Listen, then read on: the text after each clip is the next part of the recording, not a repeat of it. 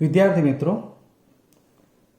આપણે આ અગાઉ યામ ભૂમિતિ પ્રકરણના અભ્યાસમાં અંતરસૂત્રના ઉપયોગથી જે તે એક્ઝામ્પલ કેવી રીતે ગણાય એ જોયું હતું. આપણે આ પ્રકરણમાં 3 પ્રકારના ટોપિક ભણવાના થાય છે. એક અંતરસૂત્રનો, એક ક્ષેત્રફળનો અને એક વિભાજન સૂત્રનો. અંતરસૂત્રનો ટોપિક તો આપણે ભણી ગયા. હવે આજે વિભાજન સૂત્ર આધારિત એનો ટોપિક જોવાનો છે.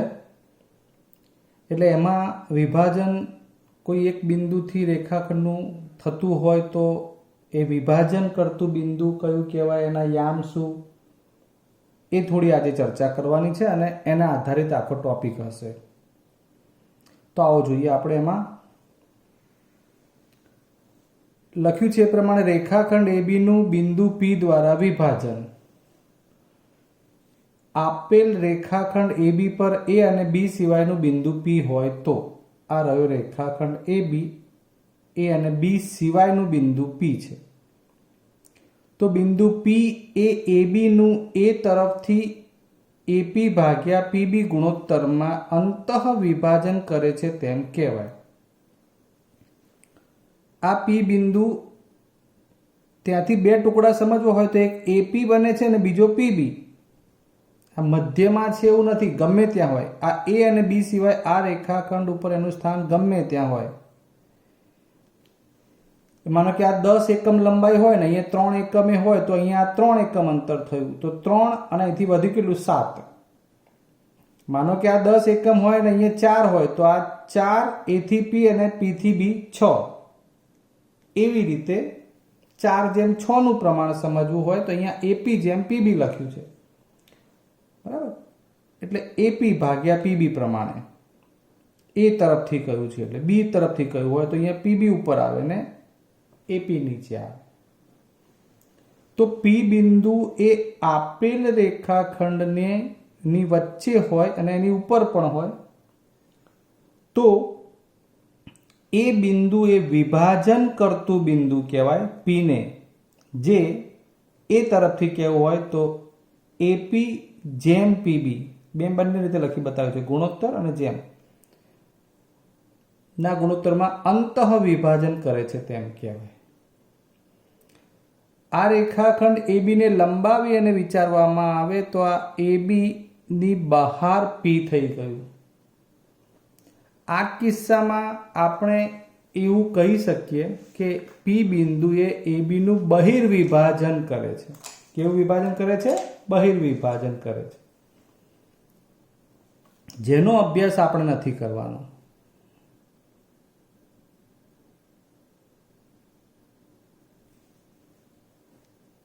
બરાબર છે. જો બિંદુ પી એ રેખા એબી પર હોય પરંતુ એ અને બી ની વચ્ચે ન હોય, એટલે કે રેખાખંડ એબી પર ન હોય, જેમ કે આ રેખાખંડ એબી ઉપર નથી, તો બિંદુ પી એ એબીનું એ તરફથી એપી જેમ પીબીના ગુણોત્તરમાં બહિર્વિભાજન કરે છે તેમ કહેવાય. આ તમારે ક્યાંય આવશે નહીં. આ અંતઃ અને બહિર્વિભાજન સમજવા માટેનો ટોપિક છે. ક્લિયર? એટલે વિભાજન શું છે એની સમજ આપી. હવે આપણે એ વિભાજન સૂત્ર મેળવવાનું છે. એ અગત્યનો ટોપિક છે, એ જોઈએ. આ સૂત્ર જે છે ને એની આધારિત આપણે એક્ઝામ્પલ ગણવાના થાય છે. જોઈએ તો પછી આપણે આ એ બિંદુ એના યામ x1 y1 લીધા, બી બિંદુ એના યામ x2 y2. રેખાખંડ ઉપર માનો કે કોઈ એ બિંદુ એ હોય જેના યામ 4 અને -3 હોય, બી હોય 5 અને -2 હોય, તો એનાથી એટલે કે એને જોડવાથી બનતો રેખાખંડ, એમાં વચ્ચે ક્યાંય પી બિંદુ હોય તો એ પી બિંદુ એ થી પી અને પી થી બી એ કેટલા પ્રમાણમાં આ રેખાખંડનું વિભાજન કરે છે એ બાબત છે. એટલે લખ્યું છે કે બિંદુઓ ax1 y1 bx2 y2 ને જોડતા રેખાખંડનું m1 જેમ m2, એટલે અહીંથી જુઓ આ m1 જેટલો ભાગ થયો અહીં સુધીનો, અને અહીંથી આ સુધીનો ભાગ એ આટલો m2 જેટલો થયો. ગુણોત્તરમાં અંતર વિભાજન કરતું બિંદુ પી હોય તો એ પી બિંદુ કે જેના યામ લીધા છે x y, P of x y એ આપણું વિભાજન કરતું બિંદુ છે. એના યામ કેવી રીતે લખ્યા છે જરા એ સમજી લઈએ. તો આપણે યાદ રાખવા માટે m1 નું પ્રમાણ x2 જોડે ગુણવાનું. m1 x2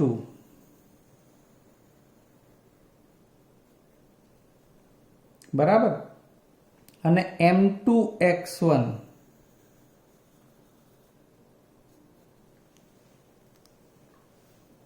m1 x2 plus m2 x1. આ માનો કે આ પ્રમાણ આપ્યું હોય 3 અને આ બિંદુને યામ 2 હોય તો 3 ગુણ્યા 2 થતું હોય, પ્લસ m2 પ્રમાણ 7 હોય તો આ 7 અને અહીંયા -1 હોય તો 7 ગુણ્યા -1 થાય. m1 x2 plus m2 x1 આખા છેદમાં m1 પ્લસ m2. બસ સેમ એ જ રીતે y યામ માટે m1 y2 plus m2 y1 છેદમાં m1 પ્લસ m2. રેખાખંડ AB માં અંતઃ વિભાજન કરતું બિંદુ P હોય તો P ઓફ xy એટલે m1 x2 plus m2 x1 છેદમાં m1 પ્લસ m2 y યામ માટે m1 y2 plus m2 y1 upon m1 plus m2. જેમાં આ થઈ ગયો એનો x યામ. છૂટું પાડીને લખવું હોય તો x બરાબર આટલું લખવાનું, y બરાબર આ લખવાનું. બરાબર છે. એટલે એ વિભાજન સૂત્રનું આ P અંતઃ વિભાજન કરતું બિંદુ હતું જેના યામ શું થાય એ આપણા માટે આજનો અગત્યનો ટોપિક છે. હવે દાખલામાં એવું બને કે તમને પૂછે કે એ બિંદુ આપી દીધું હોય, બી બિંદુ આપી દીધું હોય અને વિભાજન કરતું બિંદુ પણ આપી દીધું હોય તો પ્રશ્ન એ થાય કે કયા પ્રમાણમાં વિભાજન કરશે. 1:2 ના પ્રમાણમાં, 4:7 ના પ્રમાણમાં, 8:9 ના પ્રમાણમાં. બરાબર છે. તો એવા ટાઈમે સરળ બનાવવા માટે પણ આપણે એક સૂત્ર જોઈ શકીએ. એની વાત કરીએ તો P એ AB નું m1 જેમ m2 તો સમજ્યા જ છીએ આપણે, પણ ક્યાંક આવું બનશે તમારે કોઈ એક દાખલામાં આવું લખવાનું આવે પણ ખરા. કે જેમ 1 ના ગુણોત્તરમાં વિભાજન કરે એવું લઈને જ્યારે આપણે સૂત્ર બનાવતા હોય ત્યારે ગણતરી ઘણી સરળ બનતી હોય છે. તો કે જેમ 1 ના પ્રમાણમાં અંતઃ વિભાજન કરે છે એવું સમજીને અહીં m1 જેમ m2, કે જેમ 1 એટલે શું થઈ ગયું? m1 જેમ m2 બરાબર કે જેમ 1 આવું બની જાય. એટલે જ્યાં m1 છે ત્યાં k બરાબર, m2 હોય ત્યાં 1. આ પ્રમાણે વિચારીને તમે મૂકો તો તમને અહીંથી આઈડિયા જશે. જુઓ, m1 પ્લસ m2 એટલે k પ્લસ 1 આવી ગયું છેદમાં m1 પ્લસ m2 એટલે k પ્લસ 1. એટલે m1 m2 જે ડબલ ટાઈમ આવે છે ને એમાંથી એક જાણીતી કિંમત એકડો આવી જાય અને એક જ અજ્ઞાત રહે. જેમ આમાં m1 અને m2 બંને અજ્ઞાત હોય છે એટલે ક્યાંક સરળતા ખાતર છે. તો કે જેમ 1 ના પ્રમાણમાં આ અંતઃ વિભાજન થતું હોય ત્યારે P બિંદુ જે વિભાજન કરતું બિંદુ છે એના યામ P of xy is equal to kx2 plus x1 upon k plus 1, ky2 plus y1 upon k plus 1 આવા થશે. બરાબર છે. ક્યારે? જ્યારે કે જેમ 1 ના પ્રમાણમાં વિભાજન લેશો ત્યારે. નેક્સ્ટ, બહુ જ સરળ બાબત.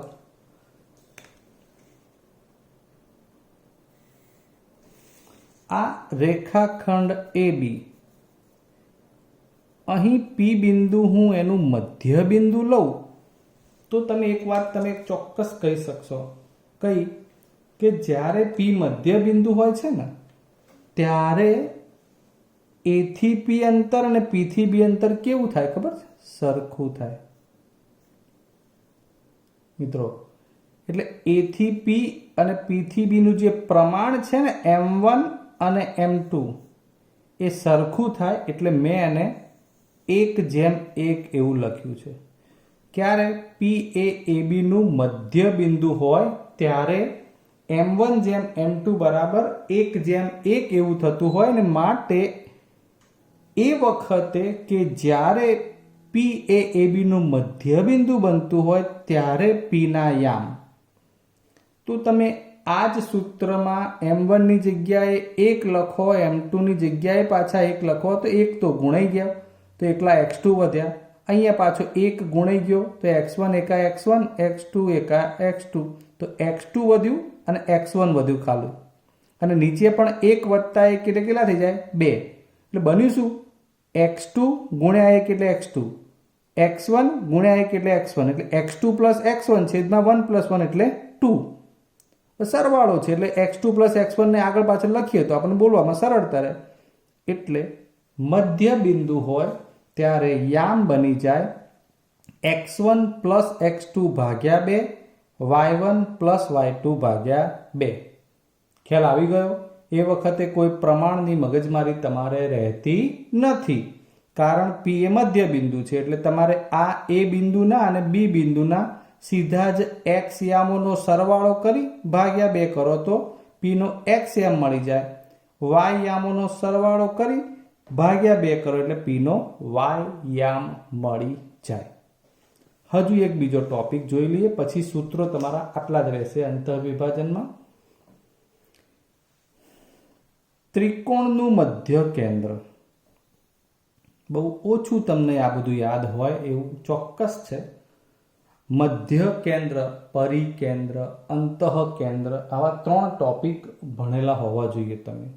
જેમાંના મધ્ય કેન્દ્રની વાત કરીએ તો ત્રિકોણની ત્રણેય મધ્યગાઓનું સંગમ બિંદુ, 3 મધ્યગાઓનું સંગમ બિંદુ એને મધ્ય કેન્દ્ર કહેવાય. હવે મધ્યગા એટલે શું? તો જુઓ, આ એ અને આ રેખાખંડ જે બને એ મધ્યગા છે. તો આ બીસીનું આ મધ્ય બિંદુ હોય અને આ શિરોબિંદુ, એટલે સામેની બાજુનું મધ્ય બિંદુ અને આ શિરોબિંદુ એને જોડો એટલે મધ્યગા બને. એમ આ બી શિરોબિંદુ તો એસીનું આ મધ્ય બિંદુ એને જોડો એટલે મધ્યગા. આમ ત્રણેય મધ્યગાઓ તમે ત્રિકોણમાં બનાવશો ને તો એક જ બિંદુમાં ભેગી થશે, એટલે એ બિંદુને એનું સંગમ બિંદુ કહેવાય, જેને મધ્ય કેન્દ્ર કહેવાય છે, જે કેપિટલ G થી દર્શાવાય છે. દાખલામાં શક્ય છે કે, જો કે બોર્ડમાં પૂછાઈ ગયેલો દાખલો છે આ આધારિત, મધ્ય બિંદુ મધ્ય કેન્દ્રની વાત કરતા હોય ત્યારે 3 શિરોબિંદુ ઉપરની આપણે ચર્ચા કરવી પડે. એ x1 y1 યામ હોય, બી x2 y2, C x3 y3. આ 3 શિરોબિંદુ ત્રિકોણના છે એટલે એના માટે મધ્ય કેન્દ્રના યામનું આ સૂત્ર બને. આ ત્રણેય શિરોબિંદુના જુઓ, x1 x2 અને x3 એનો સરવાળો ભાગ્યા 3, y1 y2 અને y3 સરવાળો ભાગ્યા 3, અર્થાત ત્રણેયના x યામોનો સરવાળો ભાગ્યા 3, ત્રણેયના y યામોનો સરવાળો ભાગ્યા 3. એટલે મધ્ય કેન્દ્ર G ના યામ શું થઈ જશે? x1 plus x2 plus x3 ભાગ્યા 3, y1 plus y2 plus y3 ભાગ્યા 3. ક્લિયર? તો હવે આપણે આ વિભાજન સૂત્ર કે જે અંતઃ વિભાજન કરતું છે એવું લેવાનું થાય, એને આધારિત પહેલા શરૂઆતથી આપણે દાખલા અલગ અલગ સમજી લઈએ, પછી સ્વાધ્યાયની શરૂઆત કરીએ. જો પહેલો જ આપણે એક મધ્ય બિંદુ શોધવાનો દાખલો લઈ લઈએ. એ અને બી ને જોડતા રેખાખંડના મધ્ય બિંદુના યામ શોધો. તમને હું ખાલી થોડું આકૃતિ સાથે બતાવી દઉં. a -1 4, b 1/2 3 એનું આ મધ્ય બિંદુ P, એના યામ આપણે XY કહીએ. તો મધ્ય બિંદુ P ના યામ બરાબર સૂત્ર છે x1 પ્લસ x2 ભાગ્યા 2, y1 પ્લસ y2 ભાગ્યા 2. તમને આગળ આપણે જે થિયરી સમજાવે એમાંથી સૂત્રો તમારે પહેલા તૈયાર કરવાના હોય. x1 એટલે કોણ? આ રહ્યા. આપણે થિયરીમાં આવું સમજેલા છે કે a ના યામ x1 y1 અને b ના યામ x2 y2. અંતઃ વિભાજન આધારિત ટોપિકમાં આ ફિક્સ રાખવાનું તમારે. એટલે a કે b ગમે તે બિંદુ હોય એ આગળ આપણે સમજતા હોય તો 1 1, પાછળ સમજતા હોય 2 2. તો x1 એટલે થઈ ગયું -1 પ્લસ x2 એટલે 1/2 છેદમાં 2 y1 એટલે 4 પ્લસ y2 એટલે 3 છેદમાં 2. બસ હવે સાદું રૂપ ઉપર ફોકસ. -1 વત્તા 1 દ્વિતીયાંશ, આ -1 વત્તા 1 દ્વિતીયાંશ એટલે 2 એકા -2 થાય વત્તા 1 અને છેદમાં પાછા 2 એટલે -2 વત્તા 1 એટલે -1 દ્વિતીયાંશ થાય. છેદમાં 2 હમણાં એમને એમ રાખ્યા. 4 વત્તા 3 7 ભાગ્યા 2. જુઓ આ બિંદુ છે, એને નાના કૌંસમાં જ લખવાનું. હું અત્યારે ફોકસ કરીને તમને જણાવી દઉં. તમારે અહીંયા ક્યાંય છગડીયો કૌંસ કે મોટો કૌંસ લખવાનો નથી. આ બિંદુ છે, બિંદુને નાના કૌંસમાં એક્સ યામ પછી અલ્પવિરામ પછી વાયામ એવી રીતે લખવાની પ્રથા છે. આ જે કોઈ સાદુરૂપ ચાલે છે એ એક્સ યામ થશે, આ જે કોઈ સાદુરૂપ છે એ વાયામ થશે. ઓકે, એટલે એમાં આપણે કોઈ જ બીજા કૌંસ કરવાના નથી. આ બગડો છેદમાં અહીં ગુણી જાય એટલે -1 ભાગ્યા 4 થઈ જાય, 2 દુ 4 અને 7 ભાગ્યા 2. આ પી ઓફ એક્સ વાય કહો કે જે કહેવું હોય તમારે એ પ્રમાણે મધ્ય બિંદુના યામ થઈ ગયા. એટલે મધ્ય બિંદુના યામનો દાખલો તમારે આ રીતે ગણવાનો થાય. હવે આપણે અંતઃવિભાજન આધારિત એક્ઝામ્પલ જોઈએ. જો હવે વિભાજન આધારિત ટોપિકનું એક્ઝામ્પલ છે આ, જો કે સ્વાધ્યાયનો જ છે. જરા આપણે એને આકૃતિથી એક વખત બતાવી દઈએ તમને.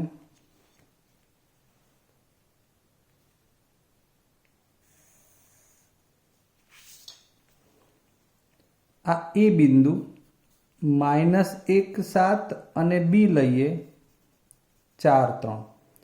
આ -1 7 અને 4 3 ને જોડતા રેખાખંડ, આ બેને જોડી દઈએ એટલે એનો રેખાખંડ 2:3 ગુણોત્તરમાં વિભાજન કરે. એટલે અહીંથી આ પી બિંદુ વિચારો તો અહીંથી આ અંતર 2 એકમ ગણવાનું છે અને આ 3. મેં તમને એવું જ બતાવ્યું છે કે આનાથી આ વધારે 2 છે તો આ 3 એના કરતાં વધારે થાય એવું જ બતાવ્યું છે. એટલે પ્રમાણે બિંદુ પી ગોઠવ્યું છે. રકમ સમજી લો ફરીવાર કે હવે આપણે શું લખીશું. તમારે બોર્ડની પરીક્ષામાં આ દાખલામાં કેટલું લખવું જોઈએ જરા એ સમજી લો. તો આપણે અહીંથી શરૂઆત કરીએ કે એ -1 7 અને બી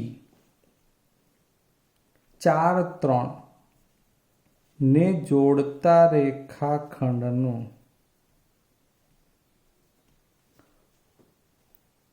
બે જેમ 3 ગુણોત્તરમાં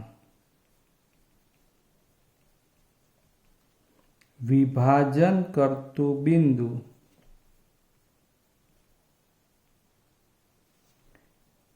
પી ઓફ એક્સ વાય લેતા.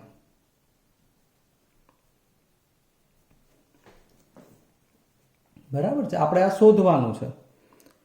હવે તમને મેં આગળ કહી દીધું છે કે થિયરી પ્રમાણે તમારા મગજમાં એનું સૂત્ર ક્લિયર હોવું જોઈએ.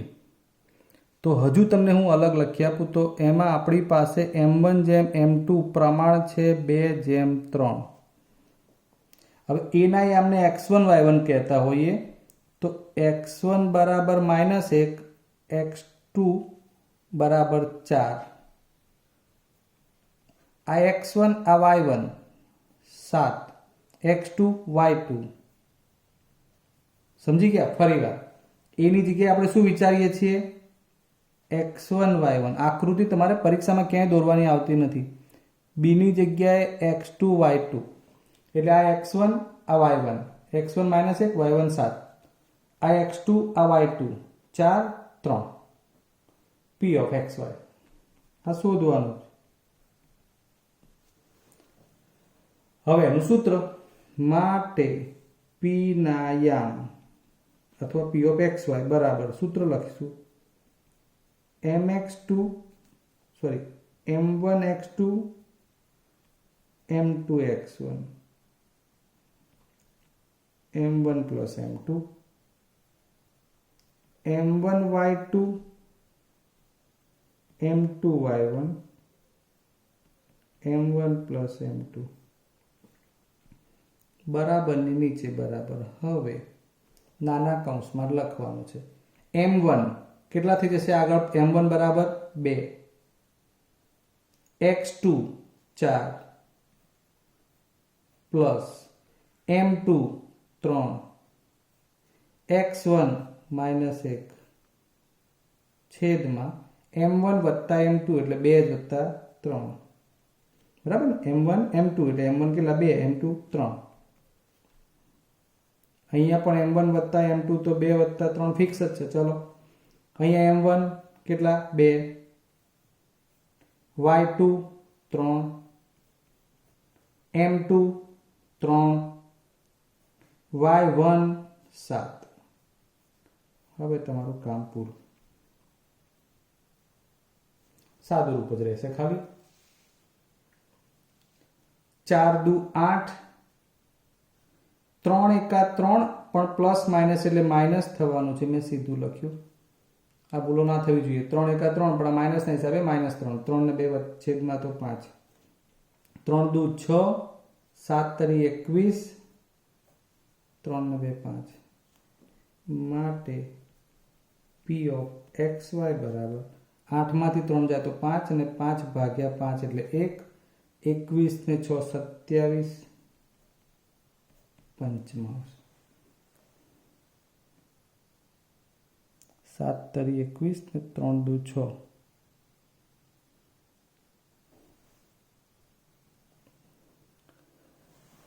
બરાબર છે હું એક વાત જરા રિમાઇન્ડ કરાવી દઉં પુસ્તકમાં 4 -3 છે બરાબર છે આપણે બેઠો દાખલો ના લીધો આમ તો સેમ છે બધું ખાલી આંકડો -3 લખશો ને તો આ જવાબ તમારો જુદો આવશે 27 પંચમાંશની જગ્યાએ 3 આવશે બરાબર છે એટલે તમારા માટે એટલું થોડું નવું રહેશે એટલે તમે જાતે ગણશો એટલે આવડી જશે એમાંથી હવે મારે જે બીજી વાત કરવી છે એ એવી છે કે અહીં કેટલી બાબતો શોધી શકાય એ આપણા માટે બહુ અગત્યનો ટોપિક છે હાલ આપણે પ્રમાણ આપ્યું હતું એ અને બી બિંદુઓ આપ્યા હતા તો વિભાજન કરતું બિંદુ શોધ્યું મિત્રો હજુ આમાં આપણે આ વિભાજન કયા પ્રમાણમાં થાય છે એ પણ શોધી શકીએ જોજો કેટલી 3 બાબતો સંકળાયેલી છે એક તો m1 જેમ m2 શોધી શકાય વિભાજન કરતા બિંદુ p ના યામ શોધી શકાય અને થર્ડ એ અને બી એમાંથી કોઈ એક અંત્ય બિંદુ પણ શોધી શકાય તો આવો હજુ આપણે બીજો એક દાખલો લઈએ કે જેમાં વિભાજનનું પ્રમાણ એટલે m1 જેમ m2 શોધવાનું થતું હોય જો પ્રશ્ન નંબર 4 મેં એટલા માટે લખ્યો છે કે એના અનુસંધાનમાં એના જેવો જ દાખલો છે જો આગળ જે દાખલા નંબર 1 બતાવ્યો એ 1 પ્રમાણે હતો અહીં 4 બતાવ્યો છે 4 પ્રમાણે છે એટલે સ્વાધ્યાયમાંથી થોડો ફેરફાર ટોપિક એના છે જેથી તમે સ્વાધ્યાય ગણો તો તમને એ આવડશે -4 6 એ બિંદુઓ a અને b ને જોડતા રેખાખંડનું કયા ગુણોત્તરમાં વિભાજન કરે આવું પૂછ્યું છે એટલે આપણે ગુણોત્તર શોધવાનો થયો ખ્યાલ આવ્યો ગુણોત્તર એટલા માટે કે -4 6 આ બિંદુએ વિભાજન કરતું બિંદુ આપી દીધું છે એટલે વિભાજન કરતા બિંદુ p ઓફ -4 6 એવું લીધું આપણે ખ્યાલ આવ્યો અને એ બી એ બે રેખાખંડના અંત્ય બિંદુ આપી દીધા છે એટલે આપણે શોધવાનું છે એ માટે લખ્યું આપણે કે ધારો કે p -4 6 એ બીનું m1 જેમ m2 ગુણોત્તરમાં અંતઃ વિભાજન કરે છે એટલે નક્કી થઈ ગયું કે આપણે પ્રમાણ શોધવાનું છે m1 જેમ m2 તો જોઈએ હવે એના માટે પહેલાં હજુ પદો તારવી લઈએ તો m1 જેમ m2 જે શોધવાનું છે x1 એ માટે -6 અને y1 10 x2 3 y2 -8 અને p ઓફ xy માંથી એનો x યામ -4 તો y યામ 6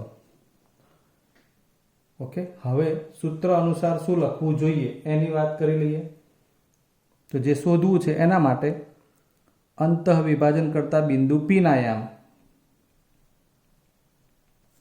સૂત્ર લખું m1 x2 m2 x1 છેદમાં m1 પ્લસ m2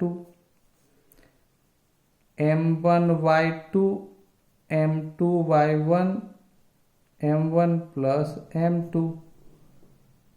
હવે પીના યામ લખી નાખીએ. કયા છે? -4 6. એક એક કામ કરતા જવાનું. જુઓ, પહેલા પીના યામ આપણે શોધ્યા હતા, અહીંયા આપી દીધા છે. હવે m1 જે શોધવાનું છે, સમજો. x2 3, m2 જે શોધવાનું છે, x1 -6. પદો તારવેલા હશે એટલે તમારે બહુ શોધવામાં મગજમારી નહીં રહે. આ x1 લખી ગયું. હવે નીચે m1 પ્લસ m2 એ શોધવાનું છે એટલે એમને એમ. ચલો અલ્પવિરામ કરી આગળ વધીએ.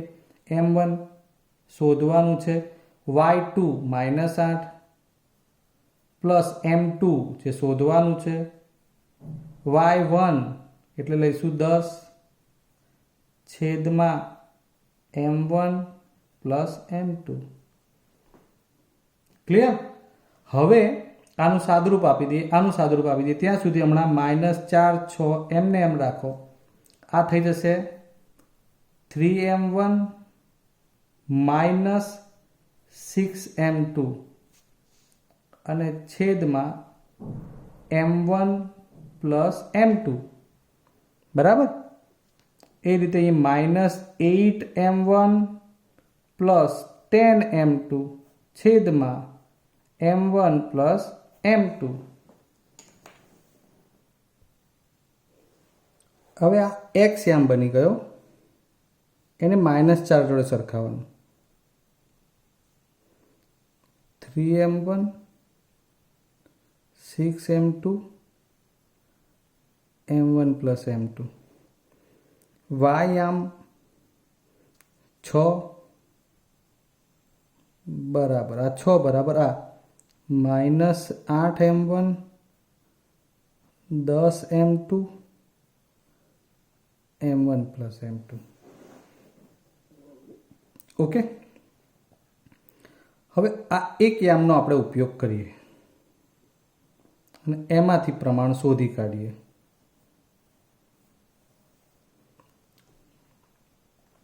તો m1 પ્લસ m2 બંને પદો આમ ભેગા સમજીને કૌંસ તમારે અહીં ગુણવાનો થાય. એટલે -4 જોડે m1 પ્લસ m2 આવું ગુણાય બરાબર 3m1 -6m2. હવે આને ગુણીએ તો -4m1 -4m2 બરાબર 3m1 -6m2. હવે m1 એક બાજુ કરો, m2 બીજી બાજુ કરો. ડાબી બાજુ એ આપણે m1 લખવું હોય તો -4m1 અને આ -3m1 બરાબર આ -6m2 અને આ +4m2. શું કર્યું? m1 વાળા પદો ડાબી બાજુ રાખ્યા, m2 વાળા જમણી બાજુએ. ઓછા ઓછા જ રહેશે બંને. 7m1 ઓછા અને વત્તા એટલે બાદ બાકી, મોટા પદનું ચિહ્ન -2m2. ચલો છેક નજીક આવી ગયા છીએ. બંને બાજુ ઋણ છે એટલે -1 વડે ગુણો એટલે ધન થઈ જાય. હવે વધ્યું શું? તો m1 ના છેદમાં m2 લાવી દો. આ m2 નીચે જાય તો બગડો અહીં જમણી દિશામાં ઉપર જ રહે. 7m1 માં 7 સામે છેદમાં જાય. આ m2 જે જમણી બાજુ છે ડાબી બાજુ એ છેદમાં, અને આ ડાબી બાજુના 7 એ જમણી બાજુ છેદમાં. અને આ માટે મળી ગયું તમને પ્રમાણ m1 જેમ m2 બરાબર 2:7. x યામ સાથેની ચકાસણીથી મળી જાય છે. તમે જાતે y યામની ચકાસણી કરશો તો પણ તમને તમારું પ્રમાણ એ પ્રમાણે m1 જેમ m2 જે આવતું હશે એ મળી જ જશે. સમજી ગયા મિત્રો? તમે આ પ્રમાણ મૂકી અને આમાંથી y યામ શોધવું હોય ને તોય મળી જાય. ક્લિયર? એટલે આ એ ટાઈપનો ટોપિક થયો કે જેમાં આપણે પ્રમાણ શોધ્યું. આની અગાઉ શું કર્યું હતું? અંતઃ વિભાજન કરતું બિંદુ એના યામ શોધ્યા હતા. મિત્રો, તમને આ ટાઈપનો દાખલો આપેલો નથી. અહીં મેં તમને શું બતાવ્યું છે જોઈ લો. એ અને બી બે બિંદુમાં એક અજ્ઞાત કિંમત છે એ, એટલે અંત્ય બિંદુમાંથી કોઈ એક યામ શોધવાનો થાય એવો દાખલો થયો, જેમાં પ્રમાણ આપ્યું છે. મેં રકમ જ નથી લખી કારણ કે આકૃતિ ઉપરથી તમારે દરેક બાબત સમજવાની. m1 જેમ m2 2 જેમ 7, x1 -3 y1 10. હવે આ x2 કેટલા? તો સ્મોલ a જે શોધવાના છે. y2 કેટલા? -8. અને p ઓફ xy માં -1 6 છે, એટલે x બરાબર -1 ને y બરાબર 6. આ x પહેલો એમ, y બીજો એમ. આ રીતનું આપેલું છે આપણને. ક્લિયર? આપણે તો જે રીતે લખીએ છીએ એ પ્રમાણે જ લખીશું. p ના યામ m1 x2 m2 x1 m1 plus m2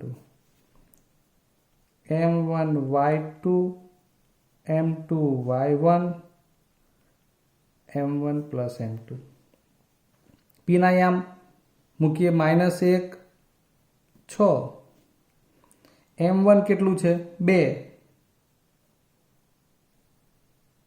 x2 કેટલું છે? સ્મોલ a, m2 કેટલું છે? 7, x1 કેટલું છે? -3, 2 + 7, m1 જેમ m2, m1 2, m2 7. ચલો અહીંયા y2 એટલે y2 છે બરાબર, તો -8 y1 એટલે 10 છેદમાં 2 + 7 -1 6 બરાબર. હવે જુઓ અહીં સાદુરૂપ આવશે 2a 7 તરી -21 ભાગ્યા 7 ને 2 9. બરાબર? ક્યાંય બીજું વિચારવાનું આવતું જ નથી, સેમ લખાણ છે, ખાલી પદોમાં ક્યાંક સાદુરૂપમાં અલગ કિંમતો અજ્ઞાત હોય તો અલગ અલગ જગ્યાએ હોઈ શકે. 8 દુ -16, 10 × 70, 7 ને 2 9. હવે સાદુરૂપમાં આપણે એ શોધવો છે તો એના આની જોડ લઈ લઈએ.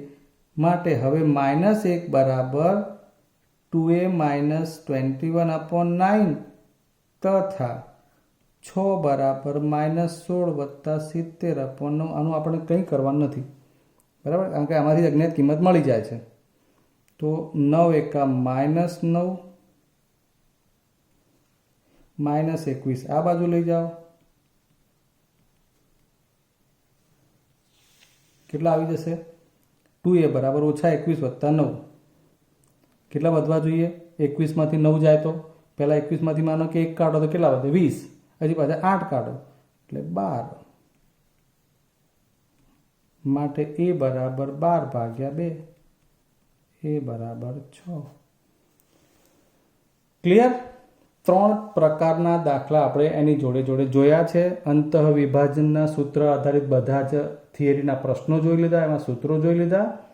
પછી મધ્ય બિંદુના યામ શોધવાનો દાખલો જોયો, વિભાજન કરતું બિંદુ એના યામ શોધ્યા, વિભાજનનું પ્રમાણ m1 જેમ m2 એવું શોધ્યું, અને કોઈ એક અંત્ય બિંદુમાંથી અજ્ઞાત કિંમત શોધવાની થાય એવું શોધ્યું છે.